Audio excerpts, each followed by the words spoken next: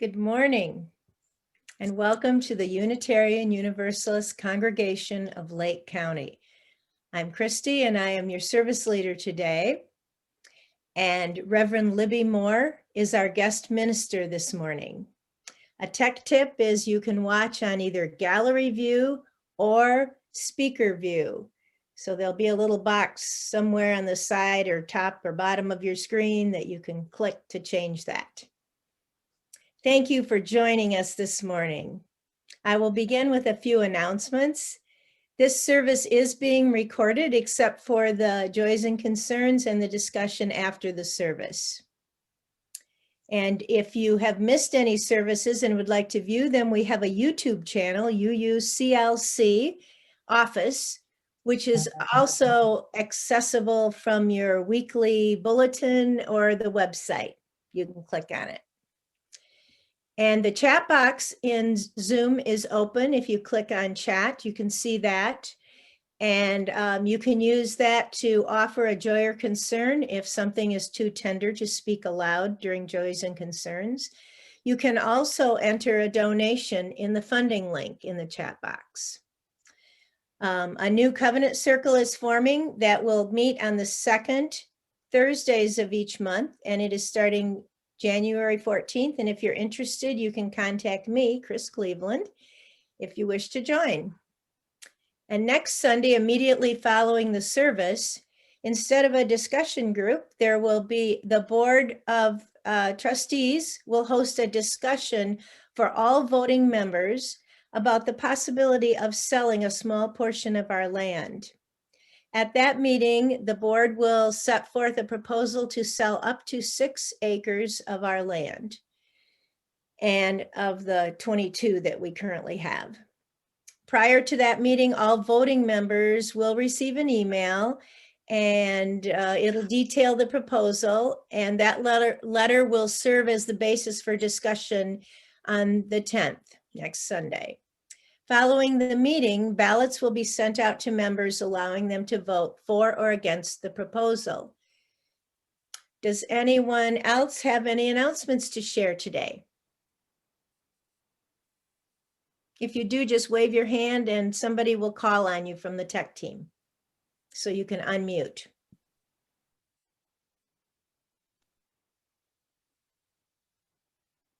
Wendy Payson. Everyone should have gotten the email by now or a letter. And if they haven't, and they haven't double checked their computer, then they need to let somebody know they haven't. I guess I'll let me know that they haven't gotten an email. About what? About what you just announced, the meeting. You said okay. they will get an email, but they already have gotten an email. Oh, okay. Got it. Thanks. Anybody else?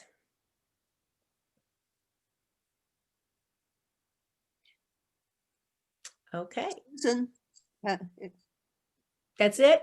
Susan Zangle? No, Susan Singlebird. Oh, Singlebird. I only see part of her name. So, oh, Singlebird. She has an announcement. Yeah, hi. I'm new. Can people hear me? Yes. Yes. Okay. Yeah, so this is my well, Wendy and I talked on the phone, which was great, and sent me the link through the, I guess, the communicator.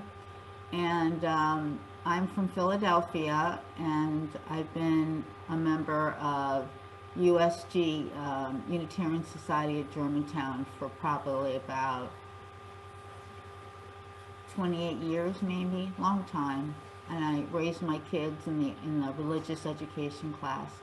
Anyway, my husband took a position at Beacon College, so we moved here from Philly. And I just want to say hi. I'm glad to be here, glad to meet people. I don't know how many people are here. Am I seeing everybody who's here? There are 32 people, 32 screens, and there might be 2 people per screen. So should I be seeing 32 people? Because I'm not. Different devices show different amounts of people, but if you click on gallery view, then you'll see And then there's arrows on the side to see more pages if you don't see them all. Okay. Okay, All right, thank you. thank you. Any other announcements today? All right, our welcome this morning is by Chip Roush. Edited a little bit for the current situation. We are about to enter a sacred time. We make this time and this place sacred by our presence and our intention. I invite everyone, besides muting your computer, to turn down the volume on our fears and to remove our masks, not real masks, which we wear a lot lately, and to loosen the armor around our hearts. Don't take my word for it. Do it as slowly as you need to. And if you take just a little risk with these good people, you may find that they have the same human needs that you do. Breathe. Let go of the expectations placed on you by others and those that they taught you to place on yourselves. Drop the guilt and the shame, not to shirk accountability, but in honest expectation of the possibility of forgiveness. Let go of the thing that you said the other day. Let go of the thing that you dread that's coming up next week. Be here in this moment. Breathe. Here, now. Welcome to all. If you are another first-time visitor or perhaps returning after an absence, and if you are comfortable doing so, feel free to wave your hand in front of the camera and so somebody can see and will call on you, and you can unmute yourself and introduce yourself and tell us what brought you here today. Is there anybody else that would like to do that?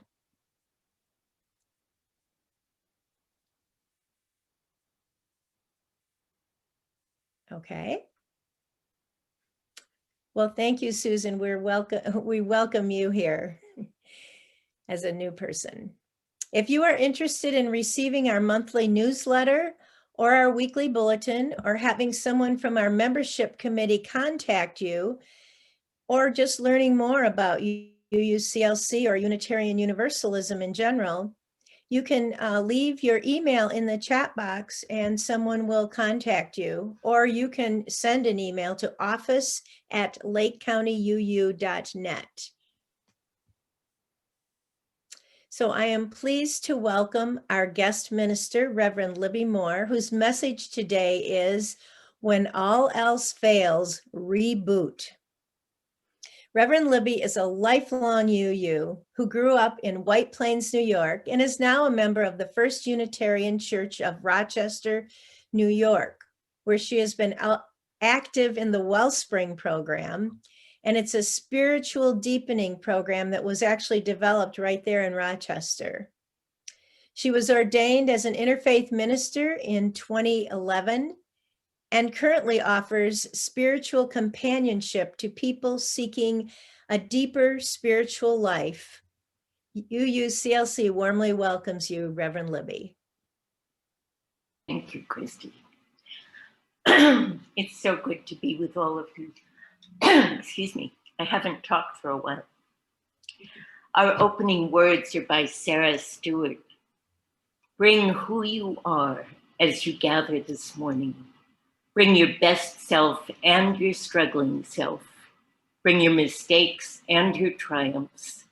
Bring your shortcomings and your recommitment to good. Bring yourself here and open your heart to beauty, to truth, to the door that is open to the presence of love. Here, we are trying to walk together on the peaceable way, trying to hammer out division and hatred and all that separates us one from the other. We try and we fall short, but held in love, we try again. We come together this morning to bow our heads in prayer, to raise our voices in song, to remember our promises and vow to live by them once again. So on this first Sunday of the new year, when we start again, I light our chalice.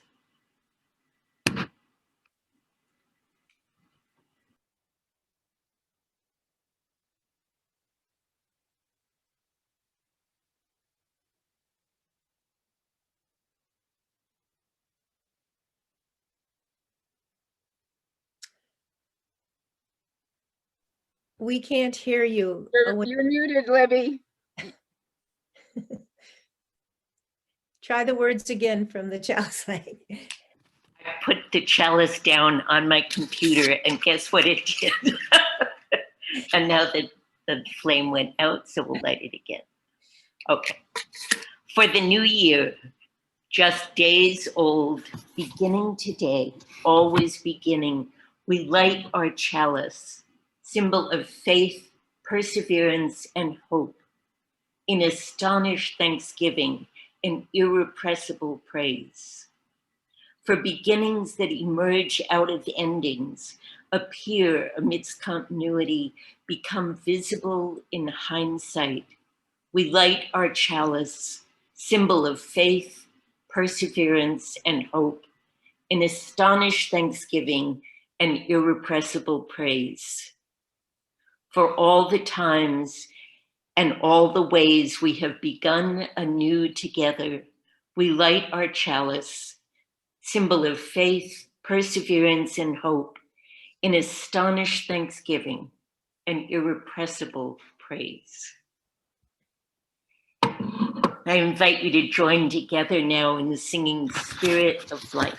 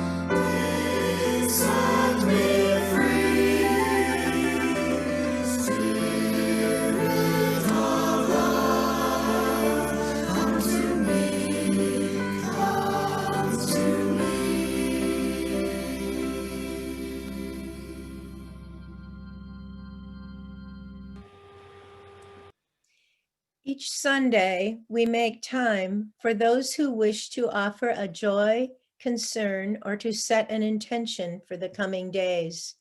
This portion of our service will not be recorded while enjoying the beautiful cello music of Yo-Yo Ma. Please get comfortable and spend time in whatever way helps you to calm your mind.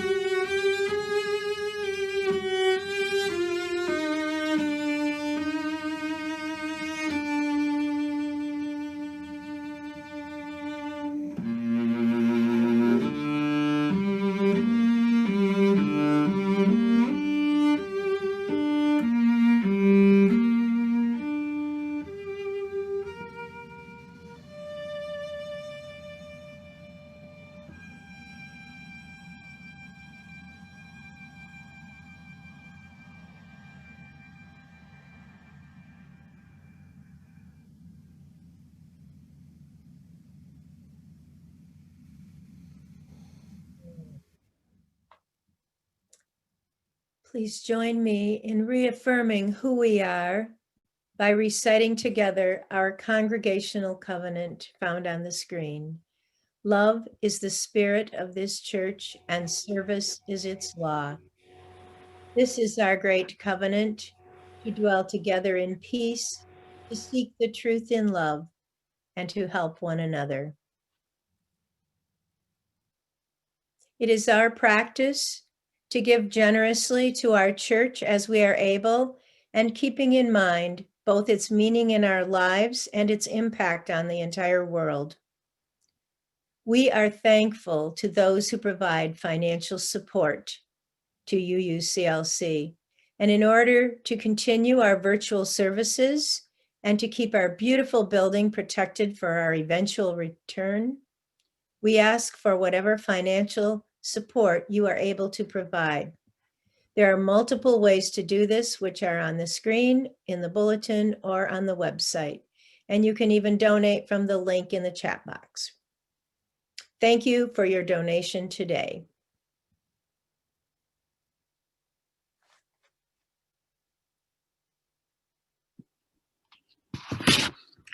Good morning again. We're about to have a responsive reading, although it's going to be a little different because you're all separated in your own little Zoom boxes. This is called A Litany of Atonement. We begin again in love. And it was written by a UU minister, the Reverend Rob Eller Isaacs. And he wrote it for the Jewish New Year, but I think this New Year, it's especially important to think about how we begin again in love. So speak or sing the responses, only you can hear yourselves. The response to every line that I'm going to read is, we forgive ourselves and each other. We begin again in love.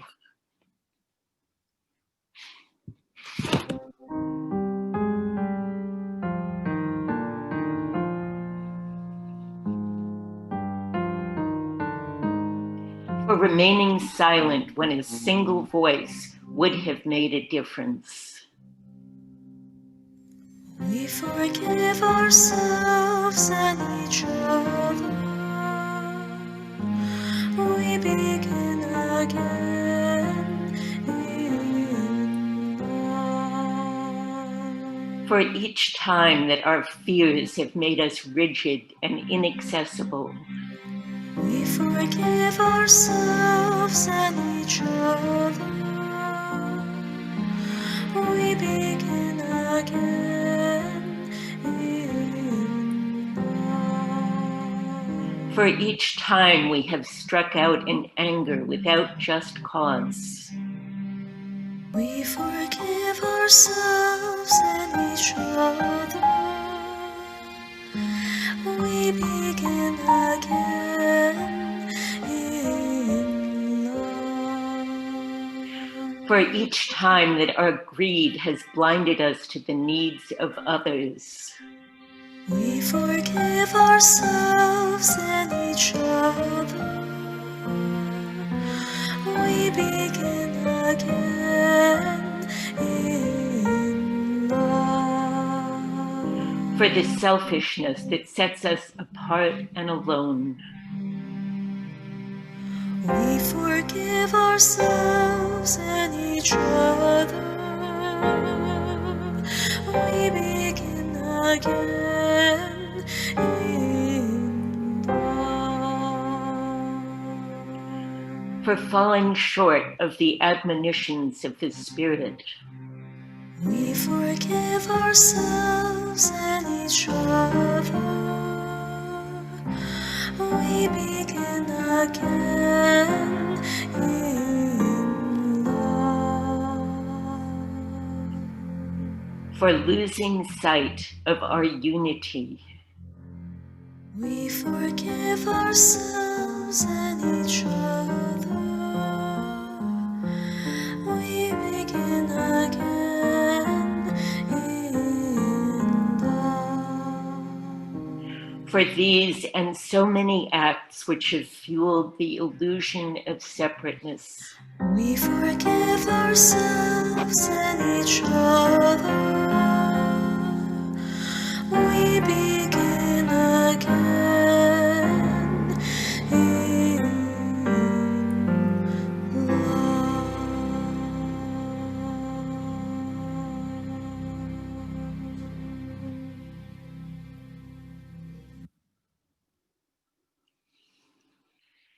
So after what has seemed like the longest year, today is the first Sunday of a new year. If you're like many people, you're heaving a sigh of relief that 2020 is now hindsight. This has been the most difficult year I can remember, and I remember a lot of years. I don't need to remind you of the horrors we've all endured this year. The pandemic with far too many people dead and too many lives totally disrupted. Police brutality against people of color and peaceful protesters. Raging fires in the West that remind us of the reality of climate change. A presidential election that challenged our faith in truth and the common good. And isolation and fear and loneliness. But you know all this. I don't need to tell you that it was a year in which our circuits were scrambled. I've heard people complain of pandemic fog, of not being able to think clearly. The days just blur in the sameness. And if you're like me, there are days when it's really hard to get motivated or dressed. My hope for this first Sunday of the new year is that together we can stop, take a breath, and reflect, clear out some of that fogginess. You know how when your computer goes haywire and that little circle keeps spinning, the spiral of death, and your email won't load, or else it keeps loading over and over again, and it all seems hopeless? What do? You turn it off and you wait, and then you turn it back on. You reboot. My hope is that we can reboot our weary systems for another year, for a better year. Even if we can't reboot our hurting nation or heal the hundreds of years of painful history of inequity and violence, we can start by rebooting ourselves. I think that's why we come to church, to help one another come home to what really matters most to us: love and justice, compassion and kindness. That responsive reading that we just did, We Begin Again in Love, reminds us that no matter how far off the mark we may have been, the turning of the year is an opportunity to forgive ourselves and each other, to begin again in love, to reboot.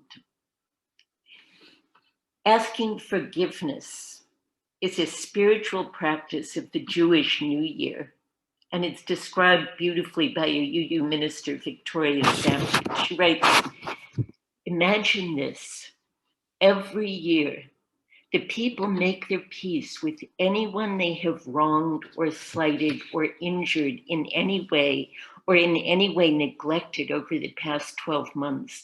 The task is not to patch things up, smooth things over, reach a compromise, or sweep mistakes and uneasy memories under the rug. The task is not to feel better. The task is ownership. The goal is truth for its own redemptive sake. I did this. I said this to you and it was wrong. I neglected this. I botched this. I betrayed you thusly. I demeaned you whether you knew it or not. This is the truth with which both of us are living. I ask you to forgive me. She goes on, awkward is irrelevant. The task is not about comfort. It is about truth, about wholeness and holiness, restoration. We ask forgiveness and we forgive ourselves because that's what makes us whole. We may want to sweep all of our shortcomings and mistakes under the rug, but we're not whole unless we acknowledge all of our reality. It's not an easy task to examine where we may have fallen short, where we may have forgotten our essential oneness with all of creation, where we may have been self-centered or greedy or thoughtless. We need to forgive ourselves and to accept that we are more than just our mistakes, more than any one dreadful thing we've done. And we forgive one another because holding on to the pain and anger and resentment keeps us in pain. An experienced counselor wrote this about forgiveness. Forgiveness is not forgetting what took place. It is not condoning or excusing the offense, and it does not mean that you no longer feel angry about what happened. It is not giving up on efforts to obtain legal justice. It does not require the wrongdoer to admit their offense or ask for forgiveness or be willing to change. So what is forgiveness then? Forgiveness occurs when you choose to let go of resentment or revenge. You choose to give the gifts of mercy, generosity, and love. And you deserve the freedom of letting go. We all deserve the freedom of letting go. This is where healing begins, and it's how we begin again in love. And when we talk about love, we're not talking about romance or the sweet sappiness of some greeting cards. The Reverend Dr. Martin Luther King Jr. challenges us to live the words of Jesus. But I say unto you, love your enemies, bless them that curse you, do good to them that hate you, and pray for them which despitefully use you and persecute you. Dr. King says the command to love one's enemy is an absolute necessity for our survival. Jesus is not an impractical idealist. He is the practical realist. And no matter what you believe about Jesus, whether he's divine or human or simply incredibly wise, he gives new meaning to the word love. He teaches that we are all connected at some fundamental unifying level, and that hurting any one of us hurts all of us. Our seventh UU principle says it affirms that we are part of the interdependent web of all existence. And the extension of this principle is that we must be kind and caring and compassionate to all beings. We must practice the kind of universal love that Jesus and Dr. King talk about. Living into the truth of this love isn't easy. If it were, we wouldn't have wars and terrorism and the partisan divide that we have in this country. I struggle with the notion of loving my enemies. How can I love someone whose words and actions violate the very essence of my own beliefs? Dr. King says we must find goodness, an element of goodness in everyone. An evil deed never expresses all that anyone is. And we know that as UUs, our first principle affirms that every being has inherent dignity and worth. And that calls us to find that element of goodness in every person, no matter how difficult. The second principle calls for us to live with justice, equity, and compassion in human relations.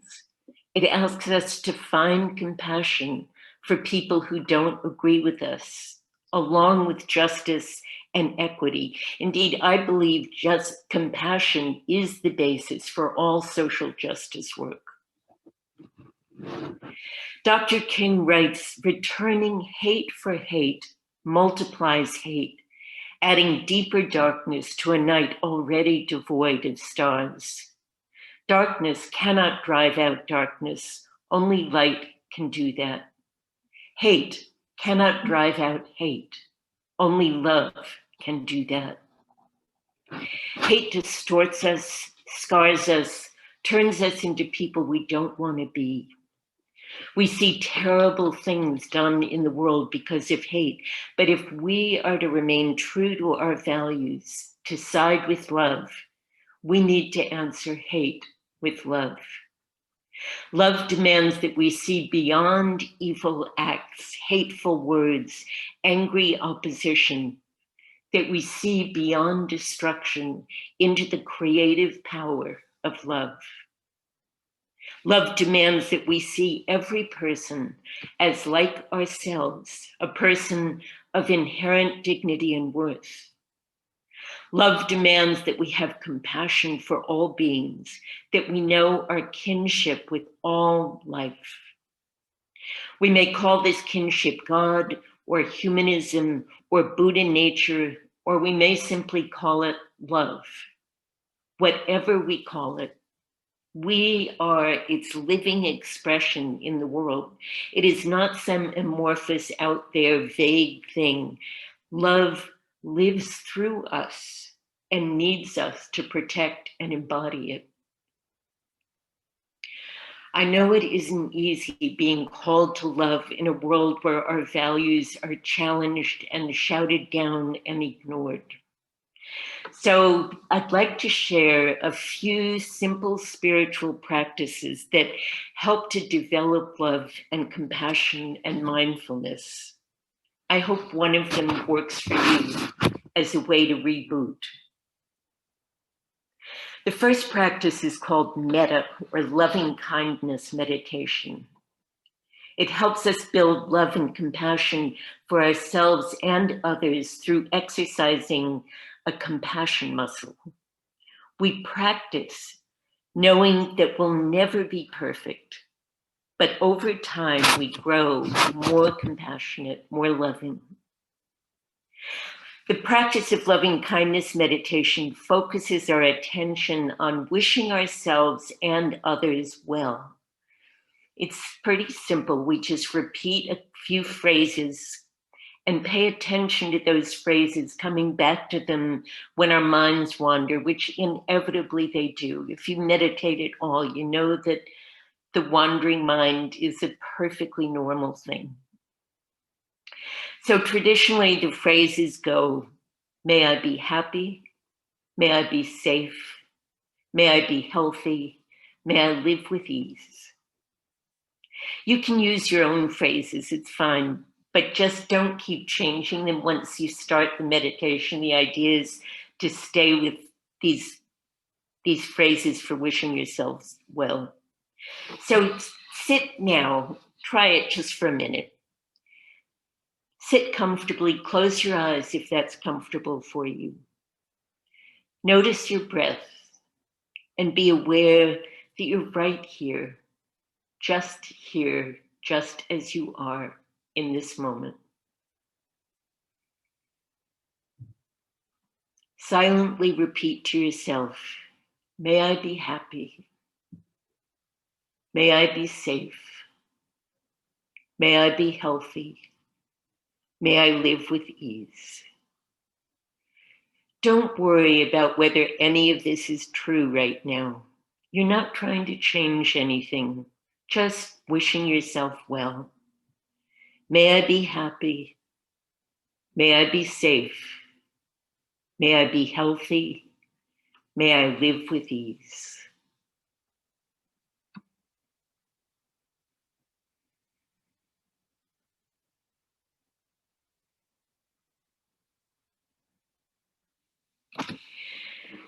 So when you do this on your own, you can practice wishing yourself well for as long as you like. It may be in, the first 10 minutes, it may be 10 weeks before you're ready to move on. But at some point you start adding other people and wishing them well. You start with someone easy, like a benefactor, someone who has been good to you, who has treated you well. It can even be a beloved pet. I know my cat is often the source of joy in my life. So you use the same phrases for your benefactor. And then later, when you're used to doing that, you can add someone that you don't know so well. Maybe someone you see walking their dog every morning, or the cashier in the supermarket, somebody that you see but don't pay too much attention to. And by wishing them well, you realize that they also have the same desire to be happy, to be safe, to be healthy, to live with ease. The basic principle is that everyone wants the same things. We are all alike at heart. And then, maybe you knew this was coming, you add someone with whom you're in conflict. Now, the first person who comes to mind may not be the one you want to start with. My meditation teacher suggests that you start small. Start with somebody with whom you have a little conflict, not the person who creates overwhelming anger in you at any given moment. Start small. We're building that muscle because that person also just wants to be happy and safe and healthy and to live with ease. So start with baby steps, but practice understanding our common humanity, that we have common hopes with people who, even with people we disagree with. And then we finish up eventually by wishing all beings well, all beings everywhere, near and far, known and unknown, seen and unseen, above and below. May all beings be happy. May all beings be safe. May all beings be healthy. May all beings live with ease. So that's one practice. And it opens your heart and exercises your compassion muscle and helps you build compassion for yourself and for others. Here's another practice that rewires your mind a little. Neuropsychologist Rick Hansen writes about, he has a whole book called Just One Thing, and it's about simple practices that gradually change your brain through what's called experience-dependent neuroplasticity. He says, as your brain changes, your mind changes, and as your mind changes, your brain changes. This means, remarkably, that what you pay attention to, what you think and feel and want, and how you work with your reactions to things, all sculpt your brain in multiple ways. The key point is simple, he says. How you use your mind changes your brain, for better or worse. So one of the practices he offers is called take in the good. So often we notice only the negative in our lives. I know I am much more likely to remember my mistakes than I am to remember the good things that I've done. We focus almost exclusively on the horrors of this past year, even though there have also been shining moments of resilience and kindness, which are just as true. Hansen says that we can change that built-in negativity bias through practice. So here's the way he suggests you do it. First, look for good facts and turn them into good experiences. Let yourself feel good about some small thing you did, the fact. Something like having a peaceful moment with the cat on your lap, or you wrote a kind email to someone, or you offered a helping hand when someone was carrying too many packages. It was a good experience. Second, he says, really enjoy that experience. Hold it in your mind for 20 or 30 seconds, really visualizing it. It's a kind of concentration practice. Really relive that moment of joy or enjoyment. And then third, intend and sense that that good experience is sinking into you. You can visualize it as a warm cup of cocoa going in, or just a warm aura surrounding you. Whatever works for you. Some people visualize really easily and others need clues. I've also tried telling someone else about this experience, this moment of joy, which really makes it real when you tell someone, I just had this great moment.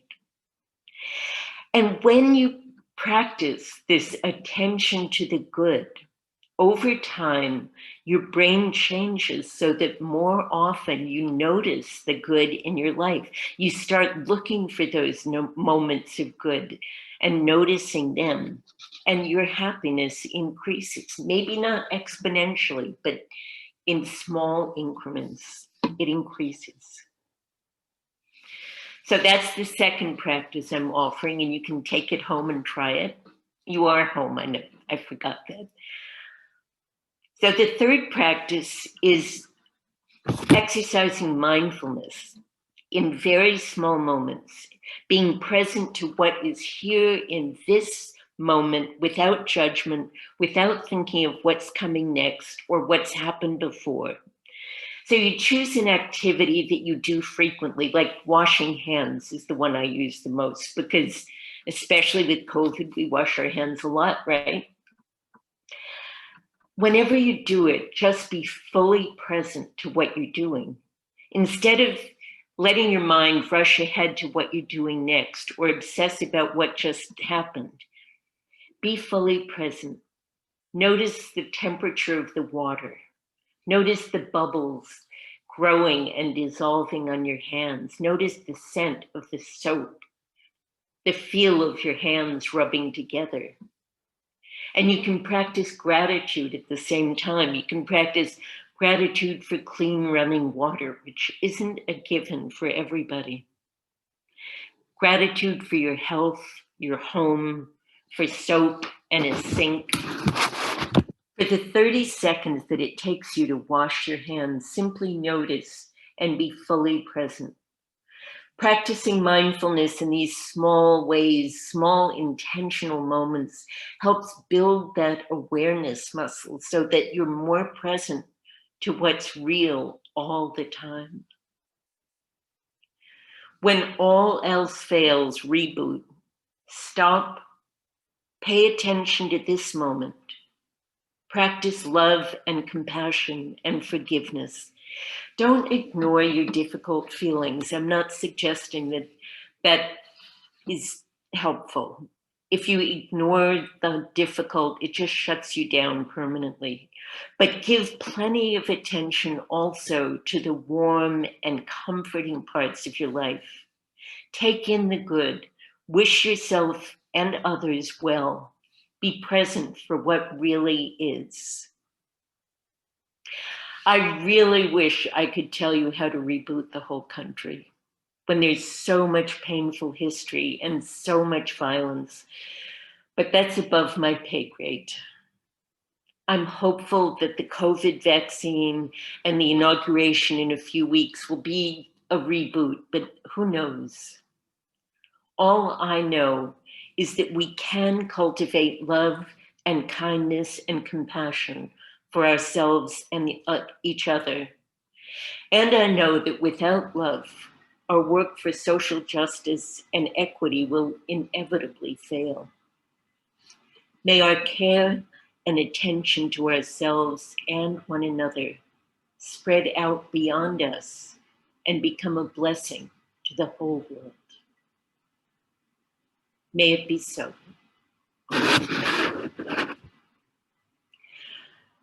So we are going to have a hymn now, which is called We Are, and it's written and led by Dr. Issei Barnwell, who used to be a member of Sweet Honey in the Rock. She may still be, actually. Dr. Barnwell is remarkable because she can make even non-singers sing. So I invite you to, and the words will be on the screen. It's also in your teal hymnal if you happen to have one at home. It's number 1051. So there you are. You may be with somebody else, but I hope you know each other well enough to feel free to sing. So go ahead and sing out. And Henry, if you can put up the hymn. Thank you.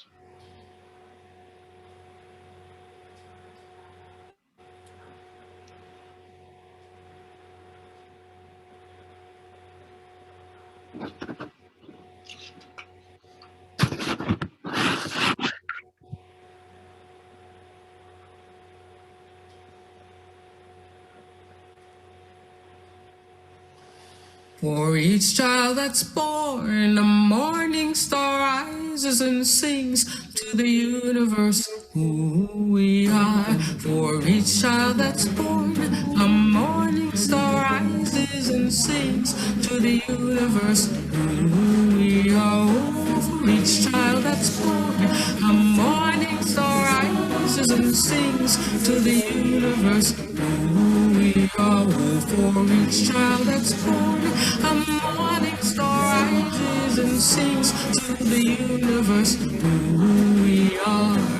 We are our grandmother's prayers, and we are our grandfather's dreamings, and we are the breath of our ancestors. We are the Spirit of God. We are mothers of courage, fathers of time, daughters of dust, and the sons of great visions. We're sisters of mercy, brothers of love, lovers of life, and the builders of nations. We're seekers of truth, keepers of faith, makers of peace, and the wisdom of ages. We are our grandmother's prayers.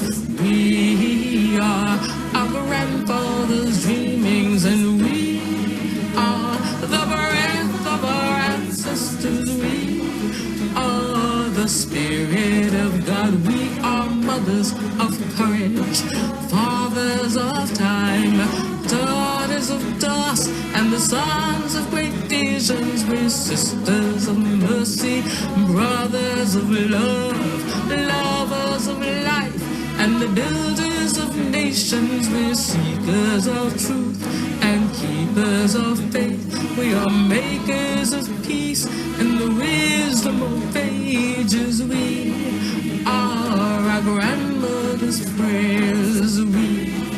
We are our grandfather's dreamings, and we are the breath of our ancestors. We are the Spirit of God. We are our grandmother's prayers, and we are our grandfather's dreamings. We are the breath of our ancestors. We are the Spirit of God. For each child that's born, a morning star rises and sings to the universe who we are. For each child that's born, a morning star rises and sings to the universe who we are. We are one.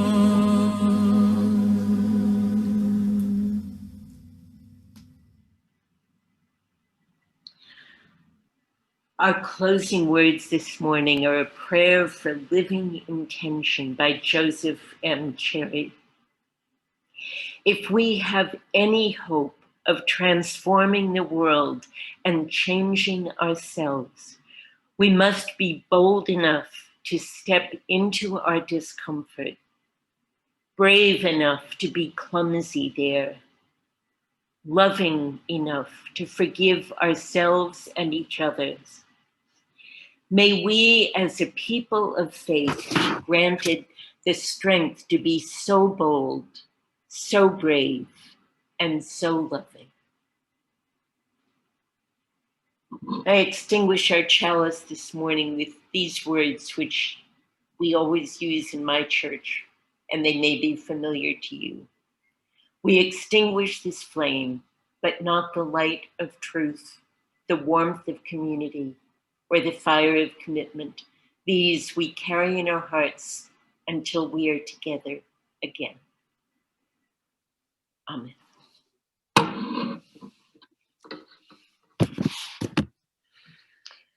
Let's close this service as we weave together a fabric of unity and love with the song Weave. You are invited to go into gallery view and raise your hands to hold hands with your neighbors and sing.